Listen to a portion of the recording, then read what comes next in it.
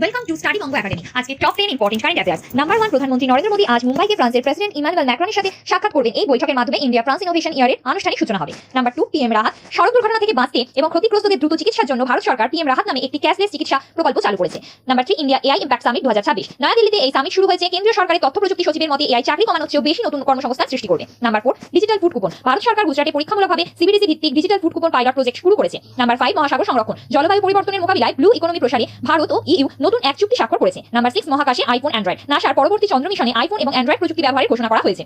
Number 7, Paschimbanga pension পরিষেবা। রাজ্য সরকার IDBI ব্যাংকের মাধ্যমে পেনশন বিতরণের নতুন সুবিধা চালু করার বিজ্ঞপ্তি জারি করেছে। নাম্বার 8, রাজ্য বীমা প্রকল্প বা জিআইএস 2026-27 অর্থবর্ষের জন্য রাজ্য সরকারি কর্মচারীদের গ্রুপ ইন্স্যুরেন্স স্কিমের সুবিধার তালিকা প্রকাশ করা হয়েছে। নাম্বার 9, জিপিএফ সুদের হার। পশ্চিমবঙ্গ সরকারের অধীনে জেনারেল প্রভিডেন্ট ফান্ডের সুদের হার 7.1% রাখা হয়েছে, যা 31 মার্চ 2026 পর্যন্ত। নাম্বার 10, ভারতের প্রথম AI payment pilot. DBS bank Asia প্যাসিফিকে প্রথমবার visa intelligent commerce pilot project শুরু করেছে।